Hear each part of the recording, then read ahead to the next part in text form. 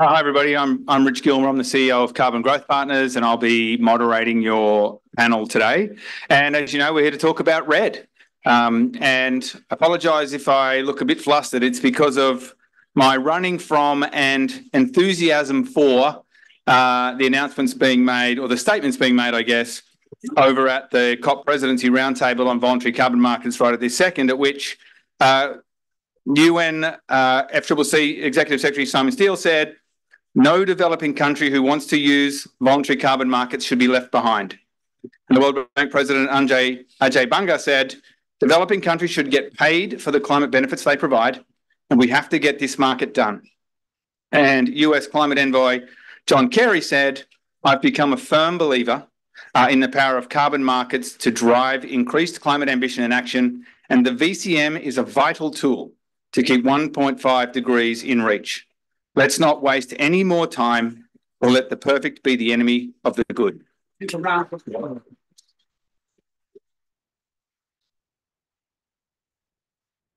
keeping 1.5 degrees on track or possible means we have to do two things. Stop lighting stuff on fire and stop chopping down trees. And if we want to make that happen at scale fast, we've got to pay people to do it. And REDD is an effective outcomes-based way to do that. It has also had its share of real and perceived challenges, and today's panel is about tackling that head on and talking about the path forward from here. The format is we'll hear from all the speakers. They'll have a 7-minute block, then we'll take questions at the end, first moderator and then from the audience. If you do have like a burning question that you think just can't wait at the end of the 7-minute thing, and it's going to be interesting, we will consider accepting one question from the audience after each presentation. Otherwise, please hold them for the end. So starting from my left, Naomi Swickard from Verra. We haven't got Malakos? No. Sasan Sachi from Seatree, Sarah Walker from WCS, and Sherry Sagal from Integrity Global Partners.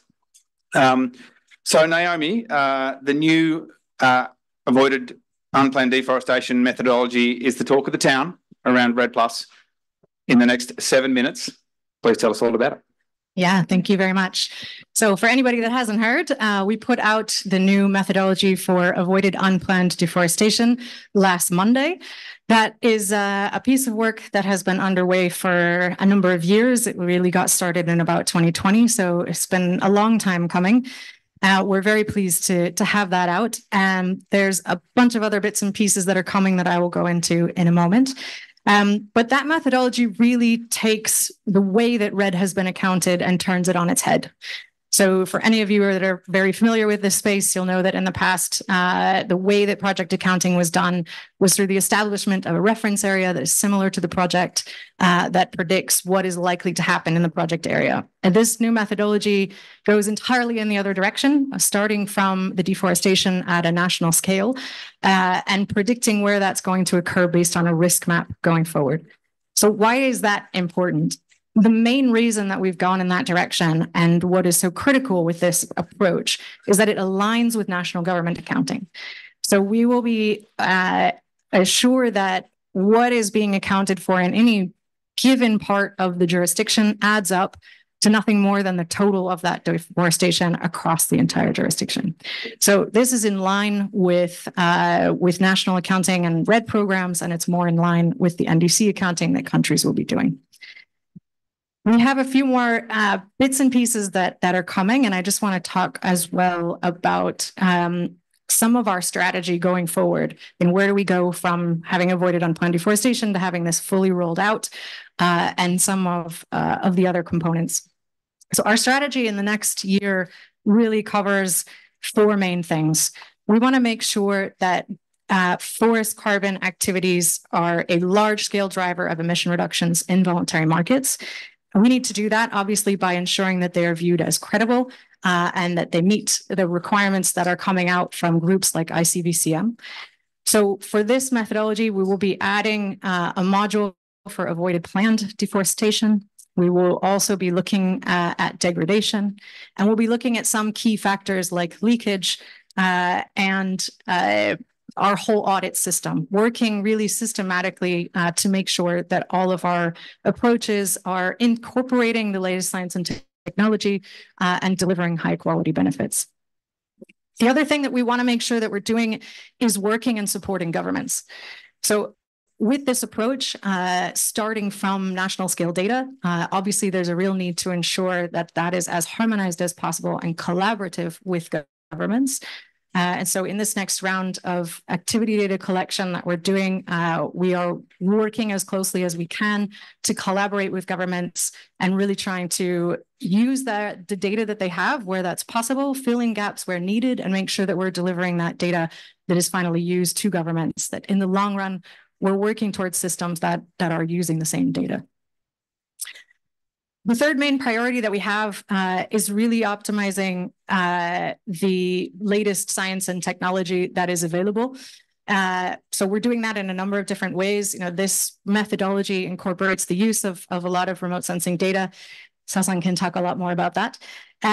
We are also diving into a number of other areas where we can incorporate this throughout our process. So we've launched, I think we first talked about it at New York Climate Week, a new research initiative where we'll be diving into a number of key issues within the REDD space to make sure that we're collaborating with researchers and able to incorporate that, those lessons learned into our work. We're launching a new technology working group very soon that is also going to bring together a number of players in the space, like C-Trees, like Chloris, many others that are hopefully, if they'll participate, to make sure that we also have a dialogue with the leading edge of tech. You know, where are we headed and how can we continue to incorporate that so that we don't end up 6 years or 10 years from now in a similar position we are today, where that technology has advanced without being incorporated along the way. And finally, we want to make sure that credits are used with high integrity. So how companies are using units and making claims, whether that's for compensation or contribution, that there's clarity around the way to do that. And so we will continue to engage with VCMI and SBTI and others that may emerge to make sure that these units are also being used in a way that is speaking honestly to how companies are incorporating them in their strategies.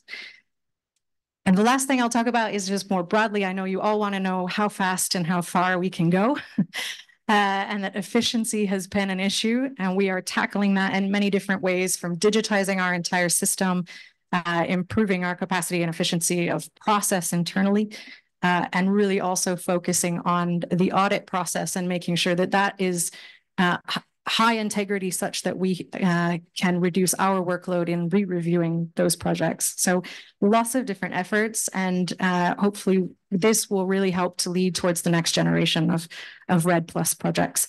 But I'm sure my panelists will also have a lot to say about other aspects of the market and bringing that forward. Thank you. Thanks, Naomi, and amazing to get through 7 minutes of great content in 5 minutes. Sasan, Naomi mentioned their data collection and alignment with national baseline data. Tell us about your experience with the new methodology and collecting the data, and how sort of the new technology and science that we didn't think of, 10, 15 years ago when REDD was being designed in the first place can help move it forward. Well, I think no methodology would work if it's not aligned with the good data sets. And I think that's where we come in. There are a couple of things I want to say before I get into the details. I think the science community has been dealing a lot with the problem of basically land use, land cover change, and the emissions from it. And you notice even within this COP and the last COP, there have been several reports that what the IPCC provides and what the country are providing, they don't match very well. And one of the main reasons that we are finding out that they don't match is, one, forest cover is not really well defined or well quantified at different levels, at jurisdictions or at the national levels. And there are discrepancies between what countries are reporting to UNFCCC and countries are reporting to FAO.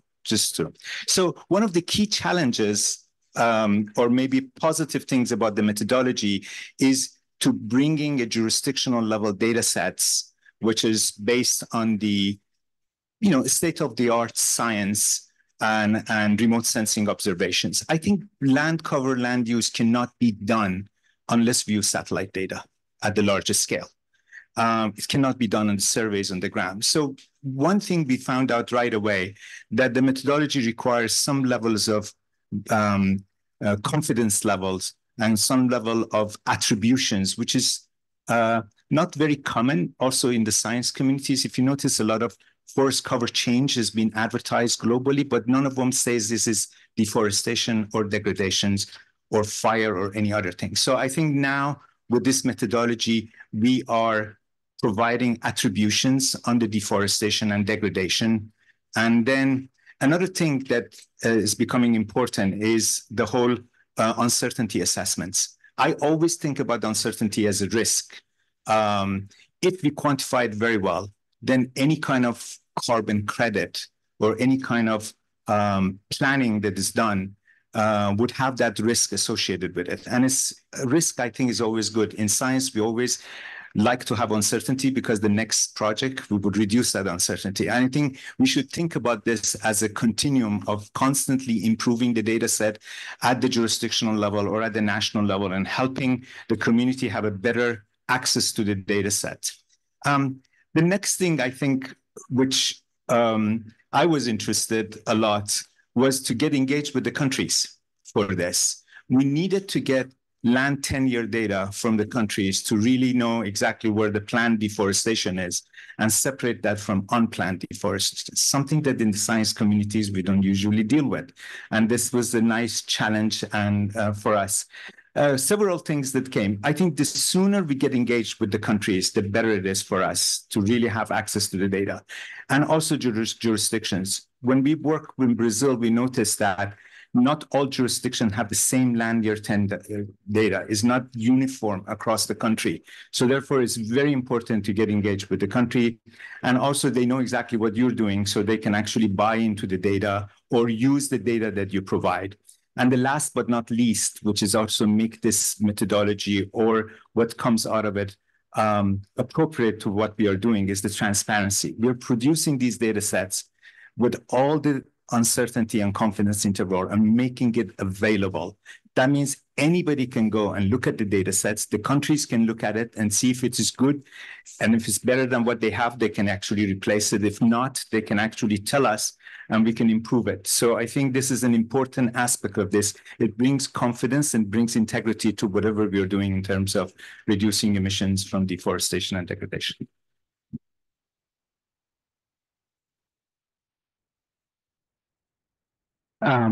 Thanks, Hassan. Sarah, what about WCS's views on the new methodology and sort of a perspective from in the field? You have a very cool project in Asia. So how can we do better, improve community leadership, benefit sharing, all those social safeguards that are so important, not just to the success of projects, but the success of the communities that steward them?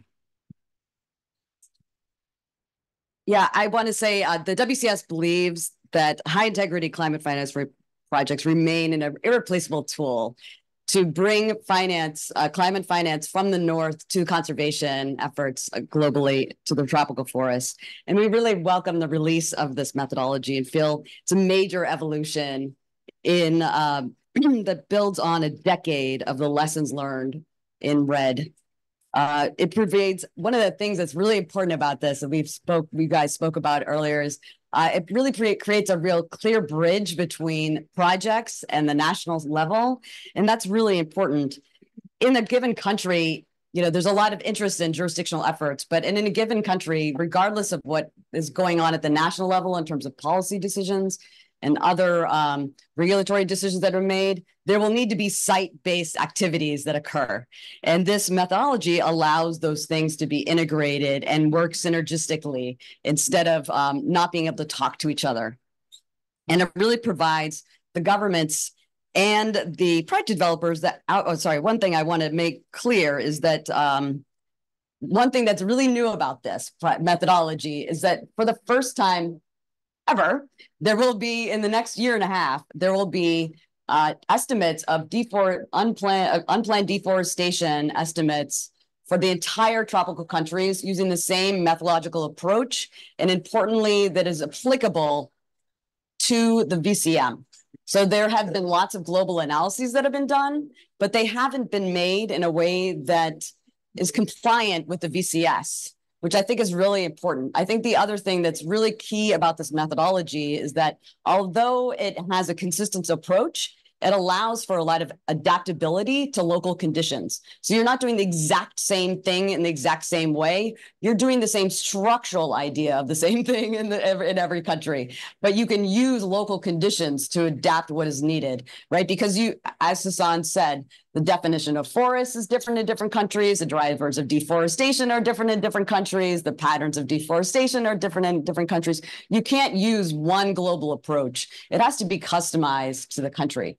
It also allows the country then, as Hassan mentioned, to provide input and have it be linked with how the country assesses deforestation and land cover in their own country. So these things can be linked together, but at the same time provide a consistent approach globally, right? So you're not using different things in different places, which allows a lot more comparability between countries.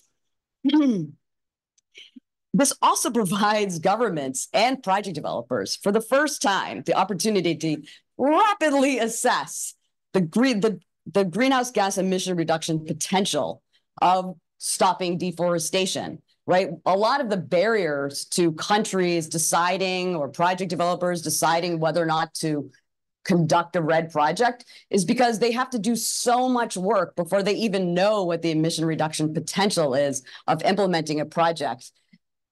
Now with this data set available, this will reduce, like eliminate that uncertainty. The baseline deforestation rates will be known nationally, right? So a country can go from starting what used to be maybe 2-3 years into the development of a project from day zero, right? To say, okay, we know exactly where we should design interventions, how we can do that, and what, importantly, the potential finance that might be able to be realized from stopping deforestation. This will, in my opinion, will really allow us to rapidly scale REDD within countries, because they will know that what they're doing is a good economic decision. And I'm really excited about that opportunity. It also allows governments to more easily nest projects within whatever jurisdictional system they decide to develop. And if countries so chooses, the country's able to decide it could align this data with any future FRELs or UNFCCC reporting using either the same data or based on the same data, right? They don't have to use it, but they could if they wanted to. So there is the potential for these things to become aligned over time, either immediately, depending on the role the government plays early on in the development, or at least over time. And that's really exciting because this will reduce a lot of uncertainty, because different people won't be coming up with different estimates of deforestation. It'll be the similar data using the similar structures. I find this to be really exceptionally important. I want to talk now about what I see is really important for REDD at the country level and the project level. And one of the things I think is the most important is the long-term commitment to financing this approach. In the absence of, if the market goes ups and down and decides, we are interested in this one day and they're not interested in another day, that will really reduce the openness of governments to adopt this approach to managing their resources. In the last 15 years, we're finally at a stage where the highest levels of government are now actually recognizing that climate finance might be an effective approach to managing their resources. You know, I've been in this field for a long time, and if I went up to someone at a ministerial or presidential level and talked to them about global climate finance, they wouldn't even know what that was 10 years ago. Now they're asking for it, right? They're like, we want this as a development approach to our country. And that's really exciting and is going to rapidly reduce the barriers to entry for countries to move forward with developing jurisdictional approaches. It's really an exciting time. I also want to make sure it's well understood that when a government or project or a community decides to design a REDD project, it is making an economic decision as well, right? It is not there.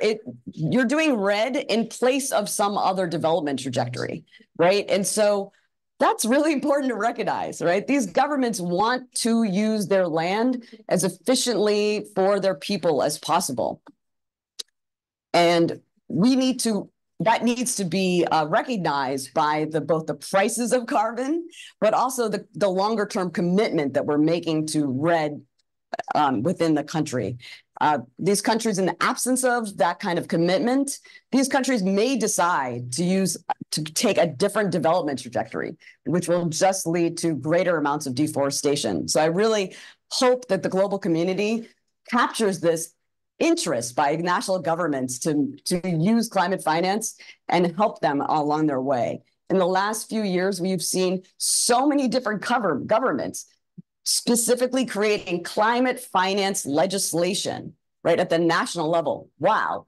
You don't make legislation unless you think that this is an important thing you want to use in your country as in a development trajectory, right? You don't make legislation about things you don't care about, right? You only make legislation about things you see as a priority.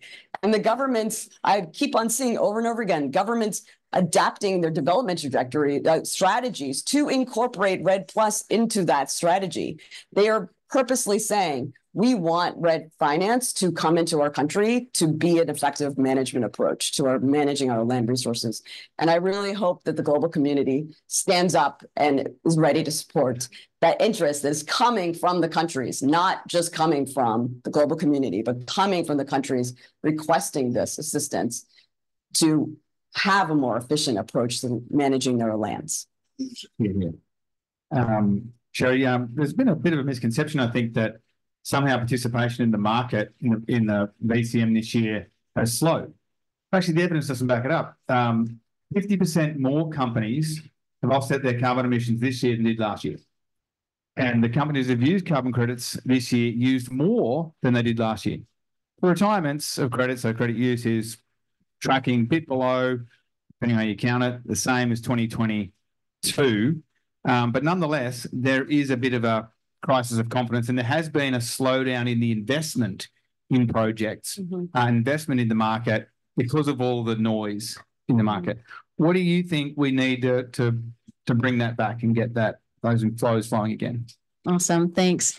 And I think I'm going to take a little bit of a step back and, all of the very technical discussions that we're having and really think about, if you think about so Integrity Global Partners, we were launched last year to really try to restore the confidence in the supply of credits that are coming into the market. And so we've been developing our own high integrity framework. And as part of that, it is to sort of start to follow or bring credits into the market that would be nested under jurisdictional frameworks. And now we have the ability to do that on the technical front. And there's a lot of other pieces of this, related to benefit sharing and revenue sharing and ESG compliance and things like that. But on the technical side, it is very much related in REDD to the ability to nest projects within jurisdictional baselines.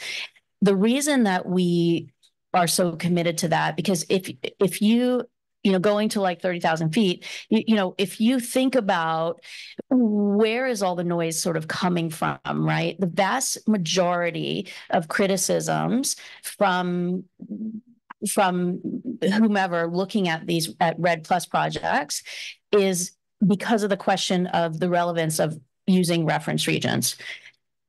Is the reference region representative of what would happen in the project area? Is it representative of the project area? Or did you choose a reference region where there was lots of people living and cutting down trees, and then, your project area is a protected area and that scenario wasn't really likely? And so a lot of the criticism, and then the question is, over time, did what you thought was going to happen in the reference region, the level of deforestation that actually come true? So it's like, having a crystal ball in the beginning and also being able to look at what actually happened. And a lot of times that just hasn't happened because it's incredibly difficult. It is incredibly challenging work to try to figure out if what happened over here is really going to happen over here.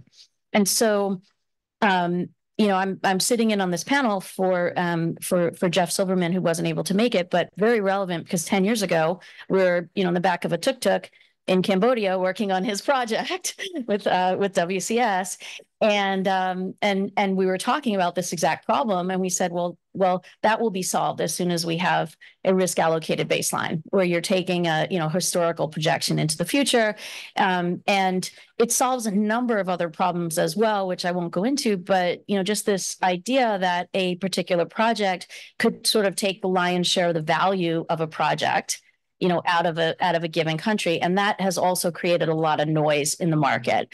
And so when we're working, we work with asset managers, institutional capital to de-risk projects, for them before they deploy capital. What they're really worried about, is both performance risk and this kind of, can these credits actually be sold? Is there going to actually be demand for them? And that question of is there actually going to be demand for them really comes down to, are corporates scared, to do something where they're going to be killed, right, in the media because the Guardian said that those credits were hot air, right? So we are, and we're working on something like this right now, on sort of a beautiful project that has some legacy, credits that will be under the existing, VM15. And that particular investor, it has a lot of beautiful co-benefits. It's a great project developer. But they're rightly so, they're nervous, right? Are we going to be able to actually sell these credits, right? And so the risk that they're taking is very, very high. We're lucky that they're even going to do it. The price they're going to pay is way lower than current spot prices today. It has to be heavily discounted because they could put in, millions of dollars and end up not being able to, at the end of the day, sell those credits. So having this kind of framework in place that enables this kind of confidence and enables a higher quality of credit to come into the market, I think is going to fundamentally change the flow of capital into the market. And we don't, in the transactions that we're structuring, we don't know how to price that, because what we think is going to happen, and this is projection, is that there will be and we're already seeing that, right? If you look at the spot transactions that are happening today, there's already a bifurcation on price between, CCB gold labeled credits, older vintages have lower prices, right? There is some sort of price discovery that you can do that gives you an indication of what does the world look like in the future when we really do have a differentiation of quality. Right. And this consolidated methodology kind of allows us to have that really kind of higher quality, more confidence that a ton is a ton.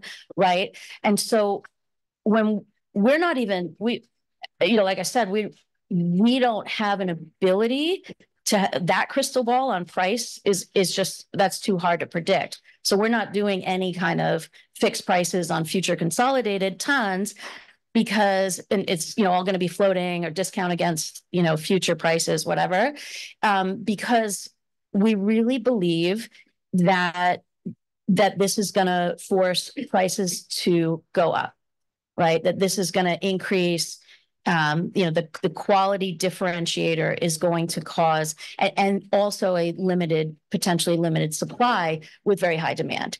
And we definitely, and I know I need to close, but we definitely see that there is demand for this kind of mixed portfolio, where removals are obviously very important.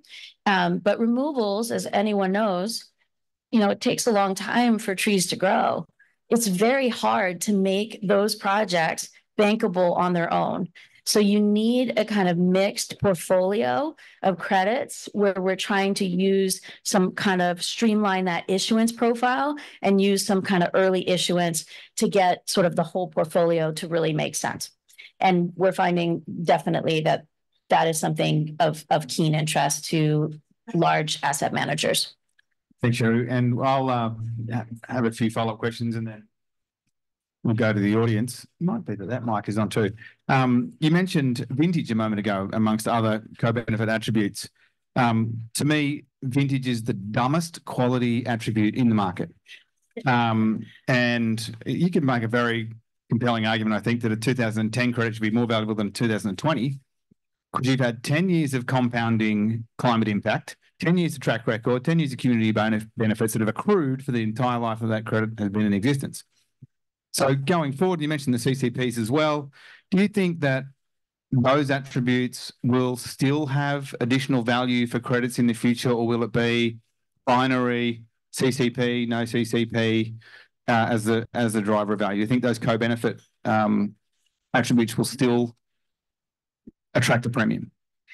Yeah, I'm not saying I agree with the vintage differentiator. I'm just saying that's what the data tells us, right? Like if you're right. Completely agree on that. Yes. Yeah, I mean, it's just like that's the trading data. If you look at older vintages, they're trading for less, and newer vintages are trading for more.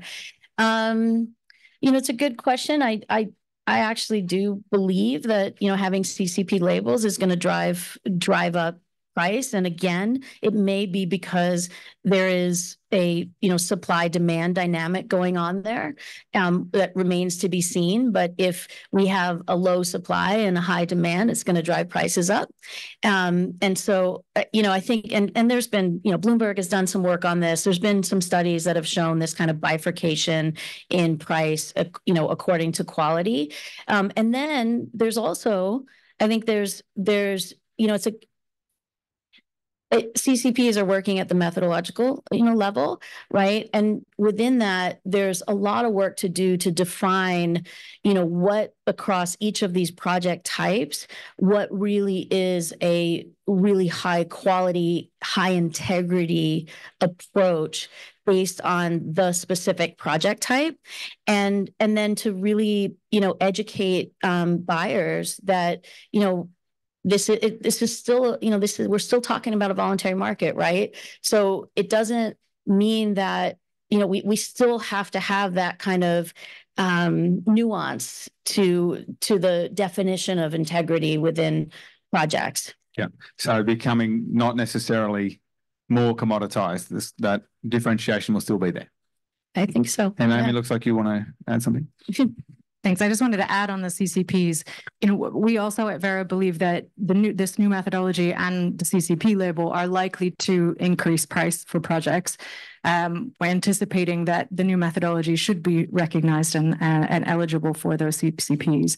And I also just wanted to mention that we are opening a way for older projects where there are substantial vintages that remain unused, that could reassess former periods under the new methodology, which theoretically, assuming that the new methodology has CCP recognition, would mean that those older credits could also be CCP recognized as they've applied the new methodology. So there is a pathway there for hopefully helping the transition for older projects into the new era. Which is absolutely brilliant. I was going to ask you about that actually. Thanks for touching on the pathway. If you were a project proponent who had an existing project in the market that was developed into, say, VM7, and there's a pathway coming for VM48, what would be your general non-project specific advice be to them? Just to sit tight and wait for further instructions? Yeah, it's a complicated question, and I recognize that this transition has not been... No. Okay. We have another mic here. This one? This might work. Great, thank you. Yeah, I recognize that it's a complicated question and that the transition has not been easy for a lot of people. Projects are still able to move forward at this point under the existing methodologies, under VM6, 7, and 15, when we're talking about avoided unplanned deforestation. So if there are projects that are early on in development or that need to reassess baselines and need to do that in the next year, that is possible.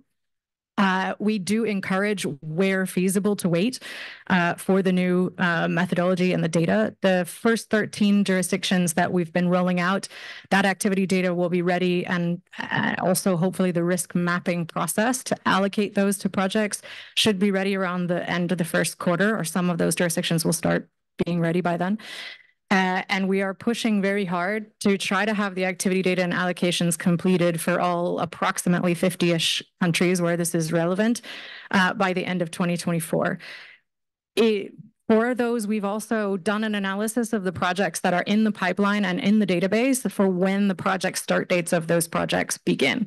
So a project that applies 7 or 15 now for, say, 2023, 2024, when the data is available for allocation by the end of the year, it will go back to 2023, or in some jurisdictions earlier than that. You can refer to our website for the exact data, meaning that the project would be able to immediately adjust to the new methodology. So you're not locking in projects under the old approach. You will be able to shift those projects to the new approach as soon as the data is available for that country. So it is probably the best where you can wait for the data, but it is also possible to go ahead now with the old methodologies and then transition and reevaluate those first years as soon as that data is available, which will then allow all those credits to have been issued under the new methodology. Hopefully that was clear. That was excellent, and hopefully gives people confidence. And a couple of people have now mentioned price a couple of times. Sarah, the US EPA said a few days ago that the fair price of carbon emissions is $190 a tonne. So if you're paying less than that, you're getting an arbitrage.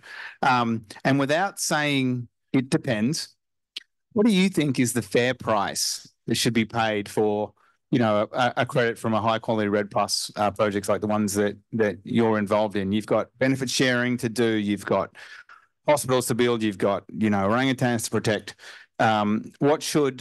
What do you think, at least, is the ballpark fair price of a REDD+ credit? Well, that's kind of an impossible thing to answer. It's not $2.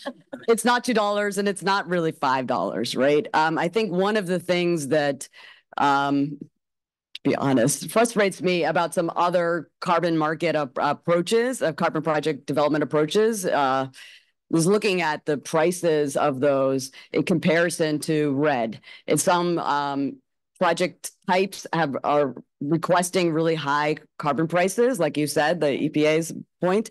And all I think always is, well, wait, if we were getting those kind of prices, don't you think we would be able to be more effective at stopping deforestation? Don't you think we'd be more effective at being able to create measurement and monitoring approaches? One of the things that needs to be clear to everyone is you can't have your measurement and monitoring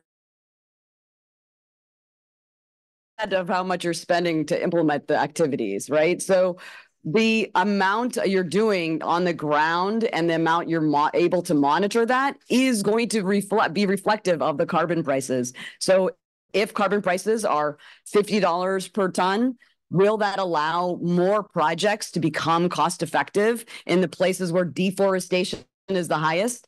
Absolutely, right? Because one of the tricky things about REDD is that you have to find the Goldilocks places, right? Yeah. You only can do REDD in the Goldilocks places, the places that don't have too low deforestation, or else they're not cost effective. But if the deforestation is too high, you just can't ever stop it given the price of carbon. And so I want everyone to realize that the Goldilocks area will increase in size if you increase prices.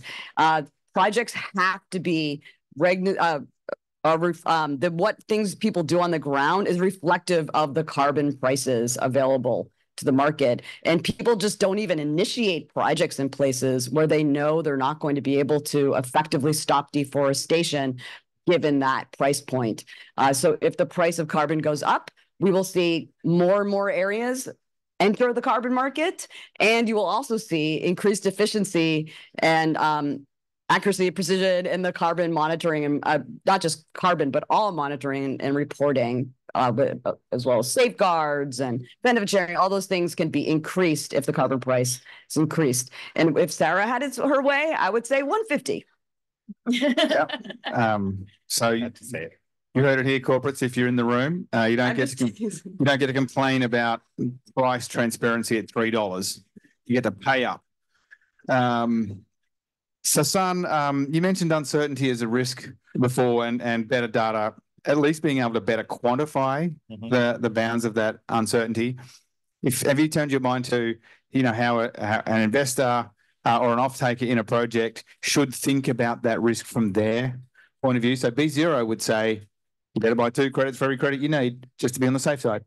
How do you think a buyer of these credits should think about that uncertainty? Well, I think they should take it really seriously. I think the methodology says you need to stay on the conservative side. Most of the older methodology also basically recommended that. But there were always flexibilities in this, and people maybe never used that criteria as much, or during the verification, it didn't really get it. So I would take the uncertainty seriously and do something about it. So it can come from different sources. One is you're not using good data. And then you would make an effort or pay to use the good data set. Or the drivers of deforestation and the way they are really panning out on the landscape is such that you really cannot quantify it very well at the large scale, depending on your project and all that stuff. And in that sense, I think the buyer should really take those things into account. And we've been doing this thing actually for a lot of projects, both the removal projects, the IFM projects, and we noticed that as soon as we evaluate them, we would tell them that there is an uncertainty in terms of how much the forest is gaining carbon. And if the buyer wants to invest that, they would really think twice. Should I invest that 50,000 tons per, of CO2 per year, or should I invest now on the 10,000 and then wait till this thing improves? So I think all of those things, when it comes to the market, is actually, to me, it actually brings more integrity. And it would be maybe a little bit slow in the beginning, but eventually it would catch up, because those uncertainties can always be reduced in theory. Thanks, Hassan. I'm going to ask Naomi one more question, and then we're going to go to the floor. Naomi, Verra gets a hard time. And sometimes I think, just give them a break. And the reason is, like, all the numbers out there, we need to grow this to be $150 billion a year sector, and you're 70% of that, 100 billion of future, turnover. Glencore is a $100 billion a year business, and they employ 140,000 people, and you employ 140. What is it that we can do to help you? Come join Verra. Yeah, I mean, we're expanding rapidly and investing heavily in the next few years in particular. You've heard us say the new era for Verra. But it is a challenge I think we all face right now, the capacity constraints in this market. It's grown much more rapidly than the people that exist in the space. And so there's always a competition for talent. So we are working, top to bottom on our operations to make them more efficient, to digitize, and those things are going to make a difference. Investing in, in improving the audit system is going to make a difference, but we also need talented people. So I am looking in particular for a government engagement person in Asia, if you know someone. But yeah, thank you. And I would add, there's real people doing these jobs. So even if you're frustrated, be kind. Okay, it's 5:30. It's nearly 6:30, and the room is full. So I want to make sure that you all have the chance to put your hands up and put the panelists under the hot lamps. So who would like to go first? Whoa. Okay, that never happens. First was in the middle, and we've got a roving mic. I might just pass this handheld. Thank you. Hi, I'm Anna from Folha de São Paulo, Brazilian newspaper. I'd like to ask. Do you hear me well? Yeah. Okay. I'm Anna, I'm from Folha de São Paulo, Brazilian newspaper. Verra was involved in many projects in Brazil. It is working. Yeah. It is? Yeah. Okay, thank you. Verra certified many projects in Brazil that ended up in courts because of basic frauds, such as invalid documents to show property of land. I'd like you to explain a bit about that, and also about how do you measure additionality when you measure the certification on these places in forest, because I understand that you suppose that that place would be deforested in a way. It's not clear to me. I'd like you to really explain. Thank you.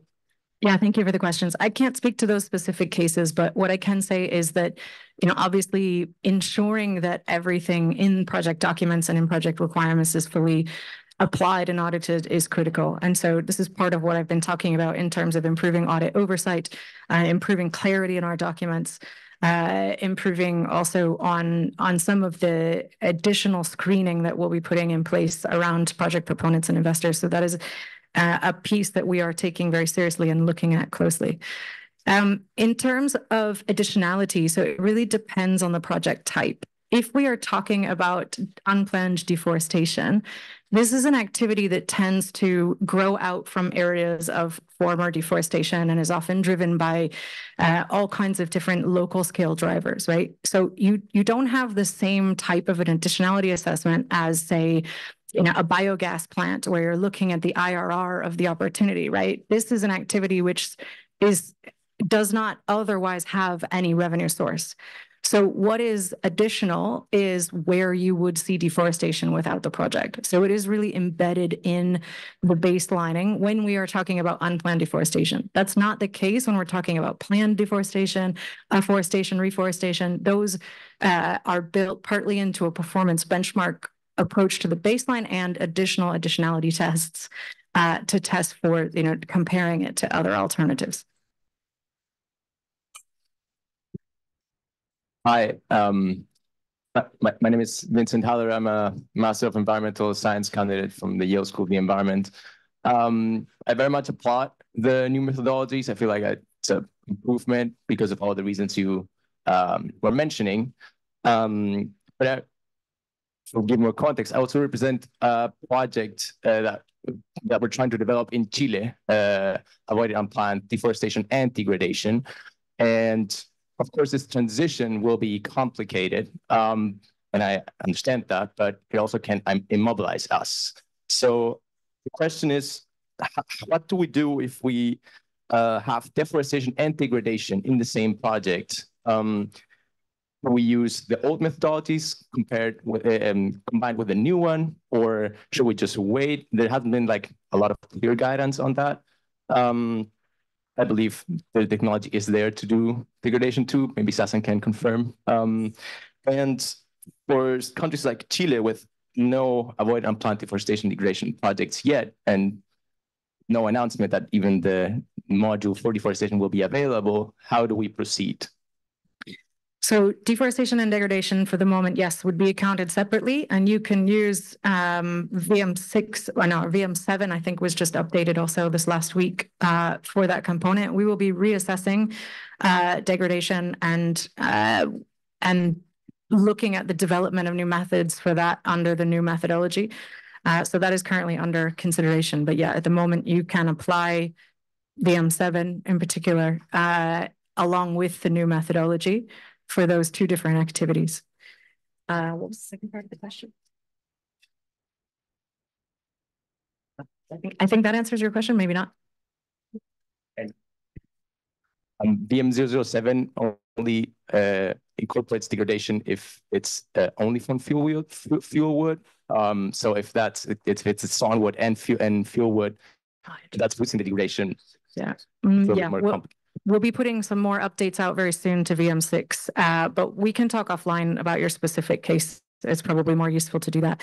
And your answer on the question on Chile, I do believe Chile was on our list of the new countries that we just published last week. So we have an open call for virtually any other relevant country for the development of the activity data. So that is where we would be able to move forward in terms of deforestation in Chile. Just for the next question, it's coming to you after the lady in the back there. A lot of hands went up, and so we've got a lot of questions to get through. So please keep the question short and follow-ups to a minimum. You're next after the lady in the back. Wonderful. Thank you. Anna Lehman, People's Forest Partnership. Thank you. Congratulations to this really difficult verse. It's good to see it coming out. It looks complex, but wonderful. Two questions in terms of just trying to relocate Verra 2.0 by the sounds of it in sort of its ecosystem. And you gave the keyword there, auditing oversight. audit is a strange word for me to hear from a standards organization. How do you see that working, considering that the auditor capacity probably is not even there where you're now, or where you want to be? How do you see yourself in that role, sort of, bursting the auditing reports yourself, or reviewing those? But how do you see that going forwards? And then following up from Anna's point, I think involvement with host countries and their buy-in into that new methodology sort of seems to be key. Developing that activity data will take time. Can you give us a bit of a pulse check in terms of what other countries that you see will be coming online first, or how does that process work out, or how do you see it developing? Thank you. Yeah, thank you. Two really good questions. So on the audit front, I'm not the one leading on that at Verra, so I would direct you a bit to our specialists on that. But what I can say is that is going to involve, increasing specificity over the technical specifications of the types of qualifications that they must have, oversight of the process, better training, et cetera. So it's really improving on the way that those auditors are overseen throughout the process. And I'll let our audit team speak more on that separately. In terms of the countries, this is a delicate balance. We mentioned really driving towards greater cooperation with government, and I think that is absolutely essential.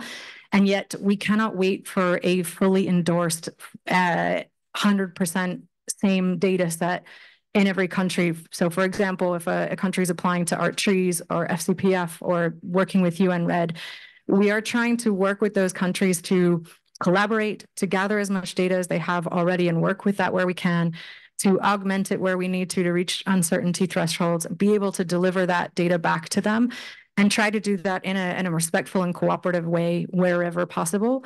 But we have to get this done, and we have to get it done quickly, because we know that the sector is relying on this new information being available. We have projects that are sitting around waiting, and so it needs to get done. What I mean by our long-term strategy is that we hope over time to continue those collaborations with governments and ensure that over time we are getting to something that hopefully is a single data set that's being used for everything within any given country. So we're trying to balance and blend that to the extent feasible. It's not simple. We look forward to collaborating with governments around the world, and our new call for data in places has gone out to many government ministries, and we hope that they will be a part of many of the bids that come back in for the collection of activity data, and actually a part of the process. Yeah, I just also want to add on that point, that any actors who are involved in specific countries, I really encourage you to talk with the government representatives to make sure they understand what this RFP is about. We at WCS are doing that with the countries we're working with, but we need everybody to do that, because for a lot of the government representatives, they just might not be aware of what this is, and so they might not understand the importance of it. There's a few values that becoming involved in this will bring to the government, if you don't mind me saying. One is, Verra can't demand the government be involved, right? So Verra is in a difficult position. They can't force the government to be involved. They can just be like, please. So we highly recommend that you assist the countries to understand the why this is helpful. One of the reasons that I think will be very helpful, I already mentioned, which is that there will be a data set that will be compliant with the VCS across their country.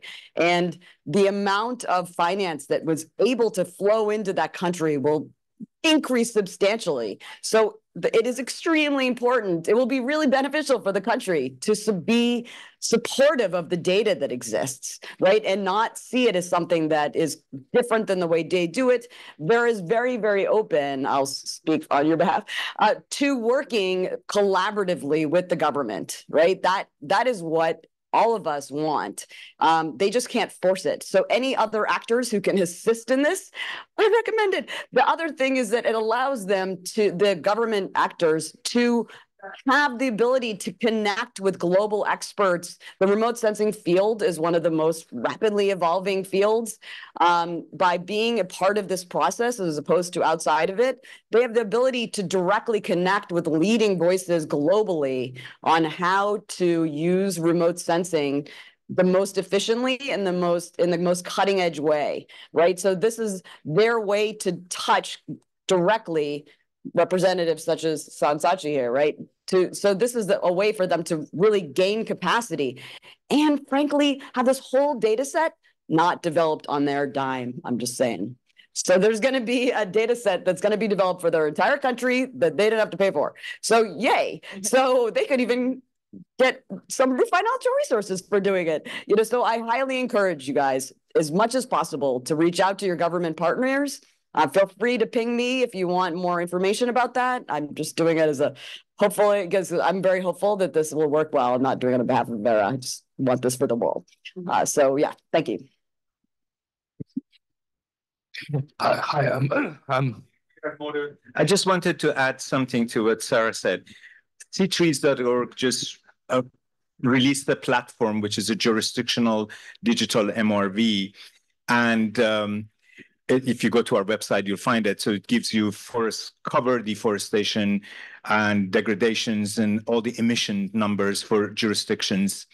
And one thing that we realized right away, since we launched this last year, but the new version this year, countries are coming to us and asking us if we can incorporate methodologies such as R3s and probably new, the consolidated methodologies on our platform as kind of an API that right away they get the information for what they want to do. So that's good indications that actually they're very much interested. And we've been approached by many countries that we use the IPCC guidelines for calculating our, but they want the methodology to be incorporated. Hi, I'm from a carbon project developer, and I have two questions. The first one is, how do you think, or how do the market think about the huge issuance from other REDD+ mechanism? Like last year, there was a huge issuance from the UN REDD+ mechanism in carbon. The second one is, how do you think about the potential double counting between REDD+ project and the Cookstove project? Thanks.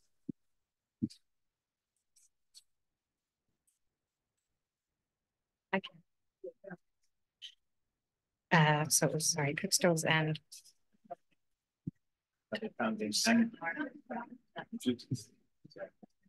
You say double. Cookstoves. Sorry, several questions in there, just trying to keep track of them.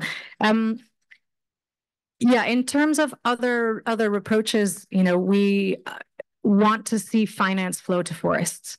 That's the most important thing. So from my perspective, I'm not at all competitive about approaches that are being developed under, R3s or FCPF. In fact, this new methodology would fit quite neatly with that being done at a jurisdictional scale and consistent data then being used for the nesting of projects. The way we prevent double counting in that is that because you have that nested consistent system, you can deduct what is credited to projects from the national system and ensure that there's no double counting there. So it's a fairly straightforward approach.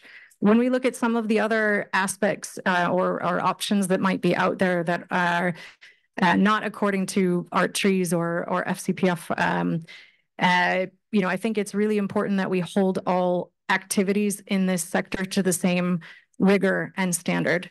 And we have to be careful that while we absolutely must drive finance to countries, and we need to drive that finance in adequate amounts to pay for and protect forests, we do need to make sure that the accounting is consistent across all approaches. And finally, on cookstoves, yes, absolutely. It's very important that we're not double counting in the same place reductions that come from a cookstove and a REDD project. And you'll see in our latest cookstove methodology that delineation and separation is made quite clear. Yeah, and I will just add, in terms of the new methodology, ensuring potential for double counting is eliminated was central to the design, right? So that was very much part of the design of the methodology. And I will also just say that we're very fortunate right now that there is a demand for quality of credits that are produced, and that is really fantastic. But what we need to ensure is that the volume of credits are coming from places that do have high quality, where high quality credits are produced.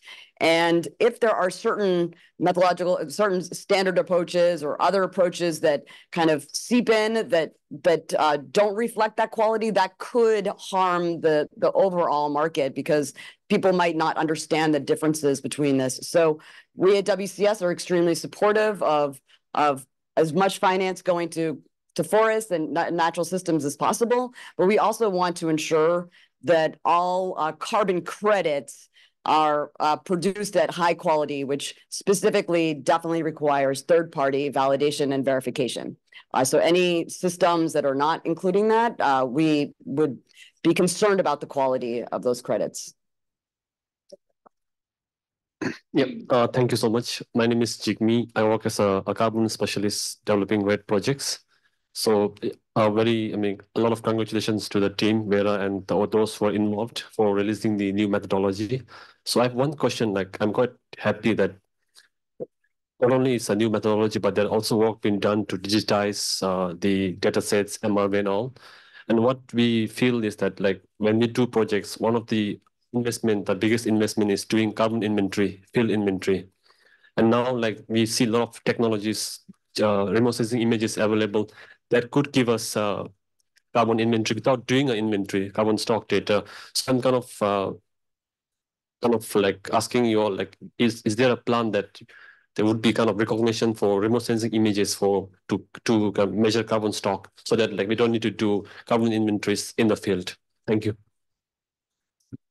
Can I start? Okay. So I will say one thing about this new methodology: it was purposely designed to be adaptive as new technologies come in, right? So it is purposely tried to be not prescriptive, right? So that it can evolve as technologies evolve. Okay. So where it is cost effective to use digital approaches to measuring carbon stocks, that may be possible in the future. I will, however, push back a little bit around the cost of biomass data collection being a significant cost in terms of cost of project development. In most countries, it's really not a major cost. It also has a large number of additional benefits besides just carbon stock estimation.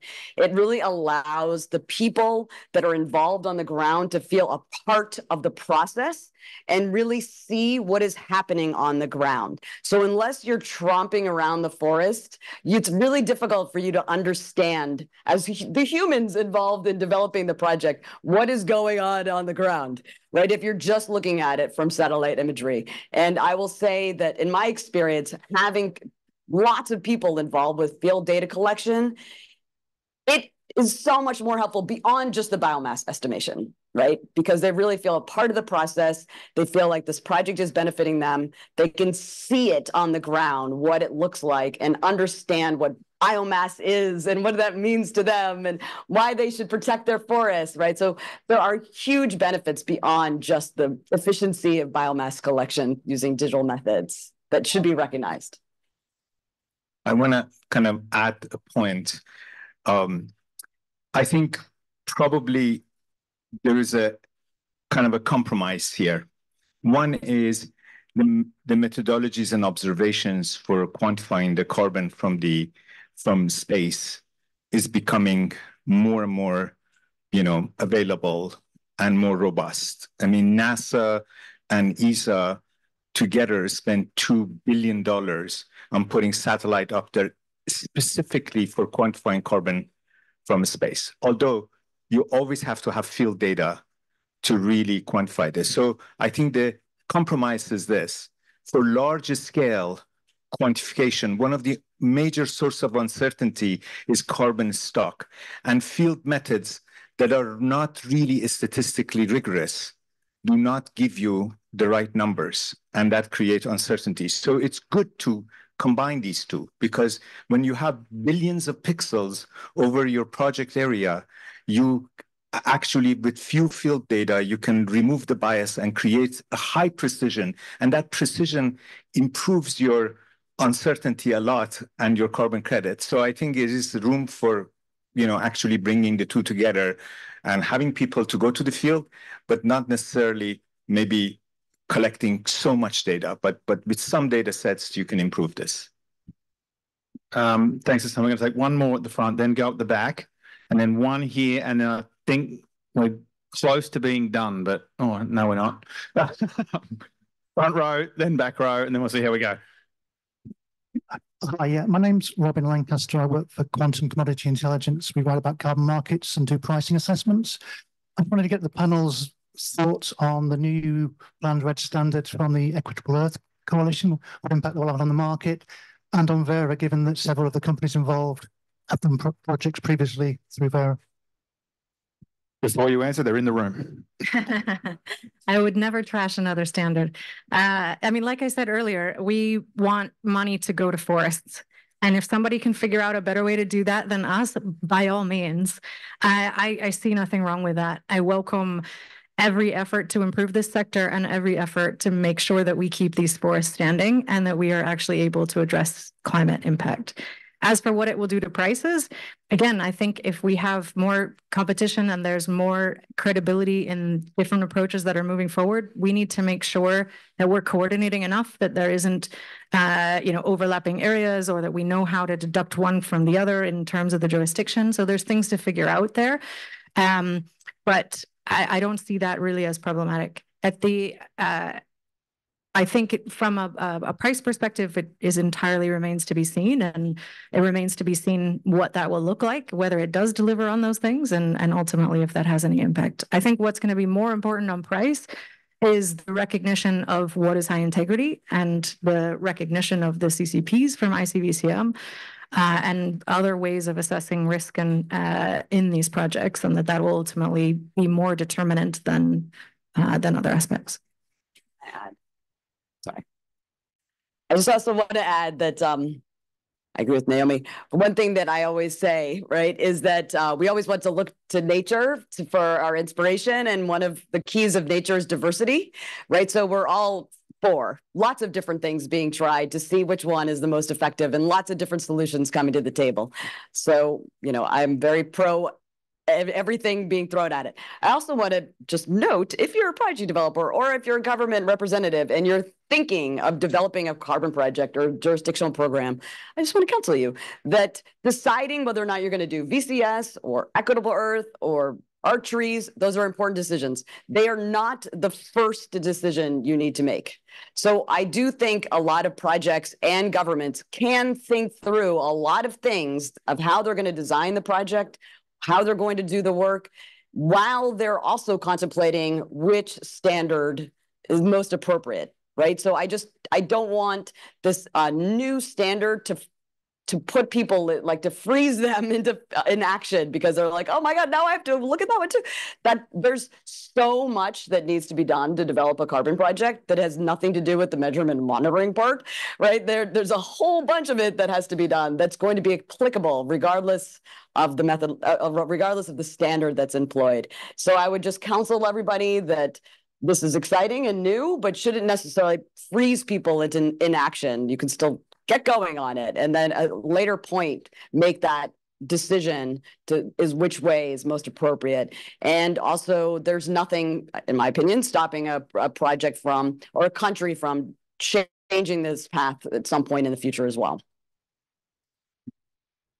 Yeah, and I would just add to that. I mean, I think having, as Naomi said, having multiple standards and multiple approaches is really important, because there's such nuances to each one of these projects, which would dictate which direction they go. And ultimately the market does, kind of decide, right? We're seeing some of that play out with cook stoves, gold standard cook stove projects still are, have significant demand in the market, and, others are lower right now. So, some of this is kind of market dynamics, but having multiple standards and being able to address the very specific nuances of different project types is a good thing. Hello, my name is Patrick. I'm from The Guardian. I wanted to ask about financial support for non-additional projects. I'm speaking with kind of experts who follow this. A key test of whether Verra's new system works will be that the non-additional projects don't get credits under the new system, right? But they still need financially supporting in some way, and that might leave them as kind of stranded assets, right? And so I guess my question is whether Verra is considering a system for supporting these projects who maybe will lose out massively under the new system, who will need to take big haircuts, but still do need support, right? And whether there are new methodologies or new systems that the organization's considering, because we're all obsessed with additionality, right? But it's not, I don't know, if you're thinking about an indigenous territory, that might not necessarily be that additional, but still deserves a lot of financial support. Yeah, it's an interesting question. I think, when we're talking about carbon markets and we're talking about corporates using these units, and I'm not going to get into the claims debate and what they should be calling them right now, but let's assume that's a good standing corporate that has a science-based target and all of that, right? So a high quality unit used by that corporate is used in some way towards that company's goals, which means we absolutely must have the additionality so that we're not having an overall increase in emissions, right? So from a carbon markets perspective, it will be essential that these projects are additional, and there may end up being some stranded assets, yes. Now, at the same time, we have a huge amount of nature that still needs to be protected, may not be under immediate threat, but will be under threat if we don't do something about it. And which also has, equity and climate justice issues behind it, where we need to make sure that the communities that have been stewards of those forests and have kept them as they are all of this time also benefit from this. So we are considering and have a framework that you might want to talk to Sinclair in the back about, called the Nature Framework, which is looking at the biodiversity value and the carbon value of those forests in a different way. That would not be suited. You can do a biodiversity benefit and a carbon benefit where you have carbon additionality, but there may be other ways of valuing that nature, but they would not be suitable for a carbon market transaction. My name is Tom Schroeder and I'm with EDF Trading. It's great to hear about all these different standards there. Of course, Verra, Equitable Earth and Archies, and that would have been part of my question. So good that was already discussed. But how does the panel feel about this discussion where people advocate that RRUs are already REDD+ credits that are government sanctioned and can be traded as ITMOs? Is this an alternative, or is this just heating up like old tea, hot? Yeah. Go ahead. Yeah, thanks. I mean, what's exciting about the Article 6 conversation, assuming we can get progress on that and not have it stalled out, is that Article 6.2 allows trading between countries on an agreed basis between those countries. And so what we're already seeing is the piloting of many approaches where the buyer country would set requirements for corporates within their country that would allow them to purchase units under I don't know if we want to call them VCM standards anymore, maybe if we're saying verified carbon. But so leveraging whether that's gold standard or VCS or others as the basis for the trade. So this isn't an either or, and it's not a competitive space. We can actually leverage these activities under Article 6 and allow for more immediate action as we keep waiting for 6.4 to actually get to an operational mechanism. Okay, we've got 10 minutes left, so we're moving to like speed round now. I'll go to the middle, and lots of men asking questions. Any women in the audience? Will be next in the front row. Thank you. Just a small question. Sustainable forest management activities will not be allowed in the AUD projects anymore. It's not clear for us. That's a small question. Sorry, panelists. Yeah, so avoided the methodology that has come out at the moment covers avoided unplanned deforestation. It will in the future cover planned deforestation also, which is looking at, for example, where the forest would have been converted to large-scale timber plantations. So in that aspect, it's sort of within forest management. But most of our activities under forest management are considered a part of another activity class or improved forest management. We are undergoing also a review and revision to many of those methodologies. We've already put out a new afforestation reforestation methodology that was released just a couple months ago. And we'll have new or updates to many of our improved forest management methodologies also coming in the next year. So they're outside of this release that we've just put out. Thank you. My name is Janaína Dalan. I'm the founder of CarbonNext and also the president for NBS Brazil Alliance, which is composed of 29 companies that develops carbon credits, especially REDD+. So my question is, the main idea is, like you said, Naomi, to bring financial flow to the forests. And that's what we want, because all those communities need that resource to be socioeconomic developed as well. So it's not only about carbon, it's so much more than that. But this financial flow, it's really becoming hard to get to the forest because of lots of struggles, media attacks, all that. We've been suffering that for some years by now.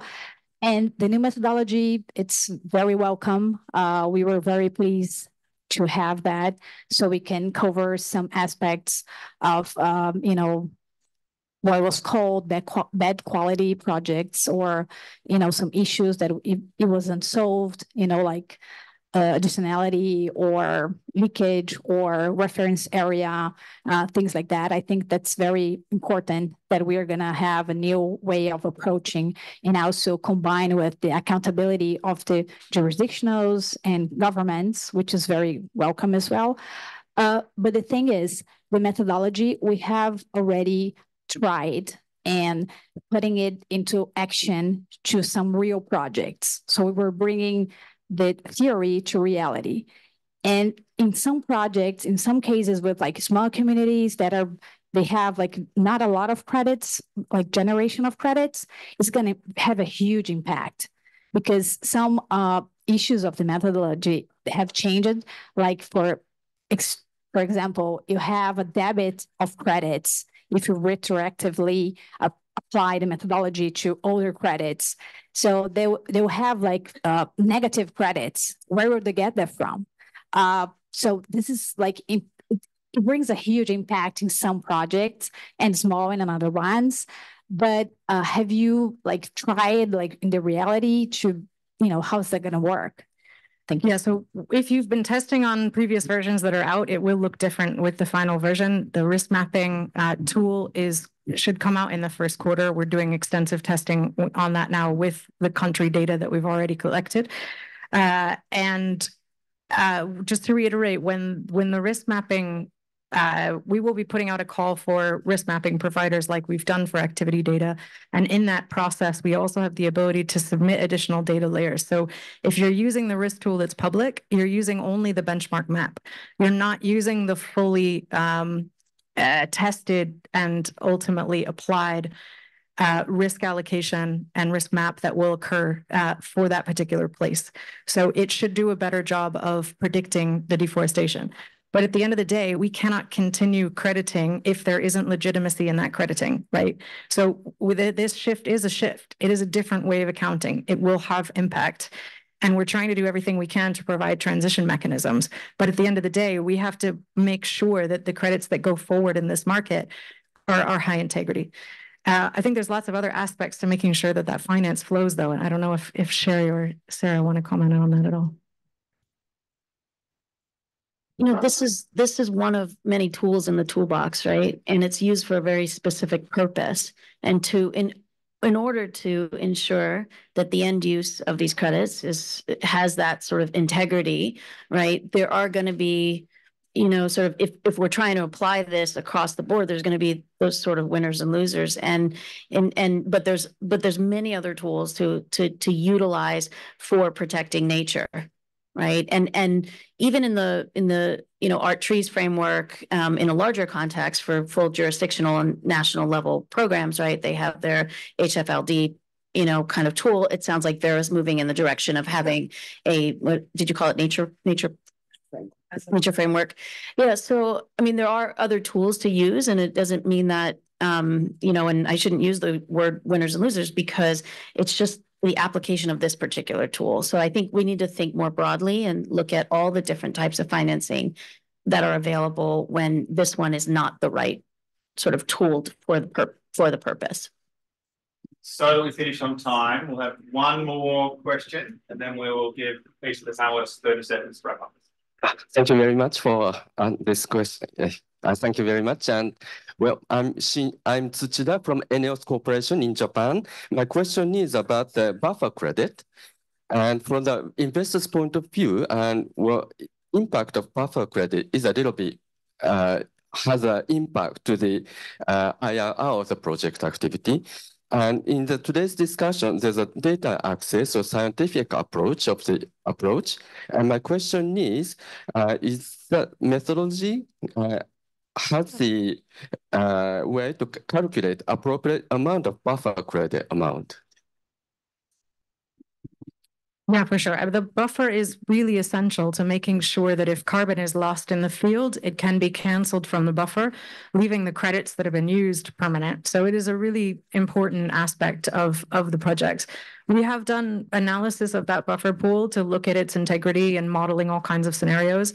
There are improvements to that have come out already. We are also working on a long-term monitoring system that will actually directly monitor project areas in the long run to ensure that even after crediting, that we have an ability to monitor and account for any losses that happen in those forests over time. So a lot of innovation is happening there.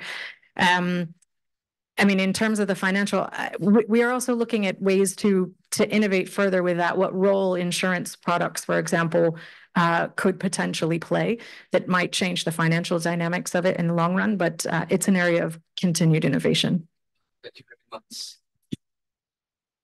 Okay, I changed my mind.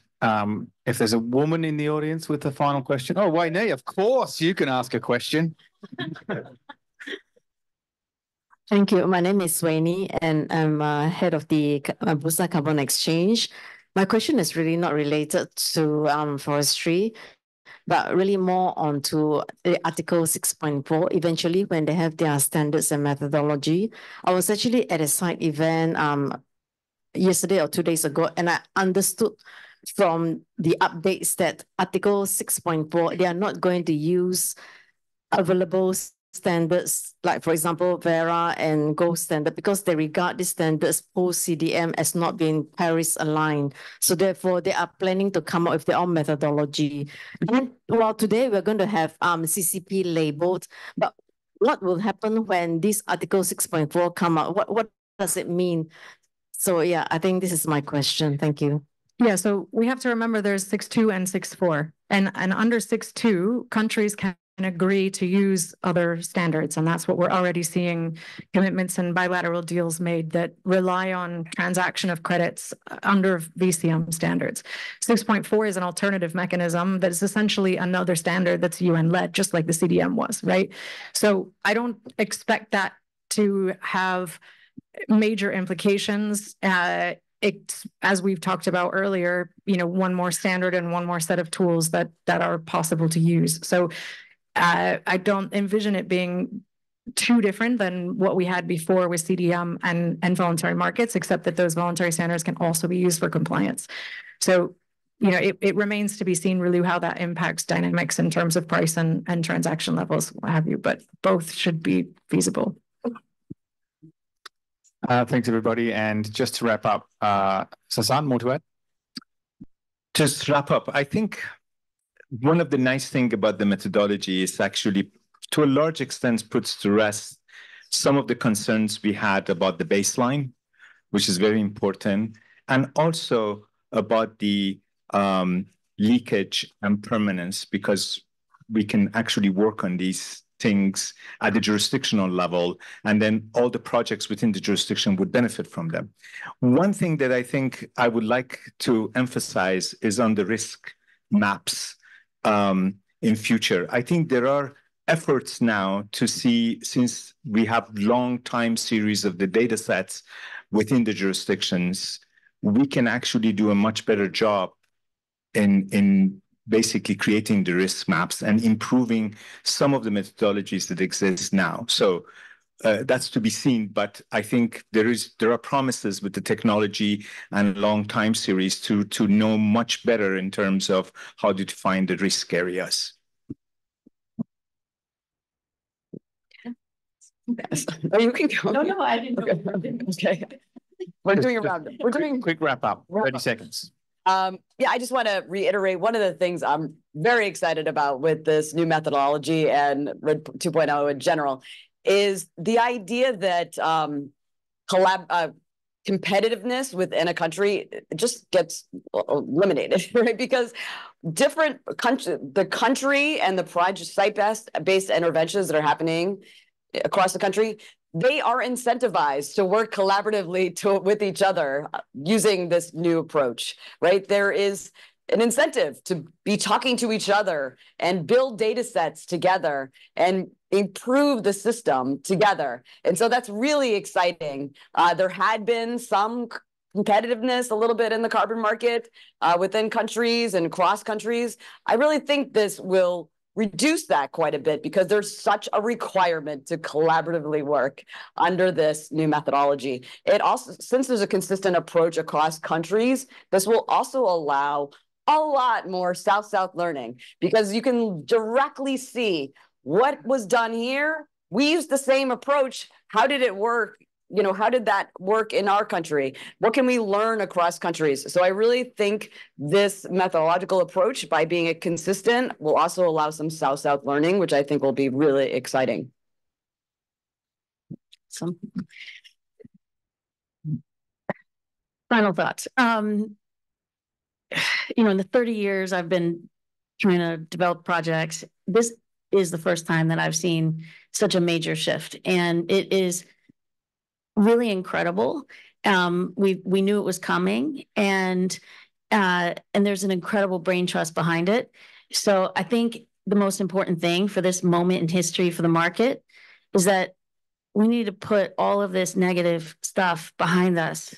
We need to stop trying to tear down this market. You know, this is a voluntary market where everyone's trying to really do the right thing, and we have to stop crucifying, you know, companies that are trying to do the right thing. And so we need to really embrace these changes and realize that this market has always been evolving, and this is a really positive change. And let's, you know, look at sort of where we're going. And I really hope that anyone in the room, not to you know, call out the media, but I really would personally like to see a shift in the media attention to where these positive changes are occurring and how that's going to shift the market in the right direction.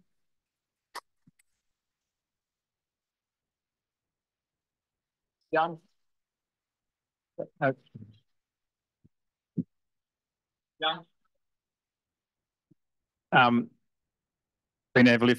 Naomi, any final words, or we'll just wrap it up? I think Sherry has had the perfect last words. Right, I agree. So before we thank the panelists again, these events, like just look how packed it is, and there's food outside, and there's people next door with computers and stuff. Like this stuff doesn't happen by itself. So while we're thanking the panelists, let's also thank, you know, Awa and Katie and Pedro and Lisa and everybody else from AIDA who's putting this on. Like it's hard, and so like, I don't know if they can hear us, but while we're thanking the panelists, let's also thank the AIDA team for making it happen. And there's drinks out back.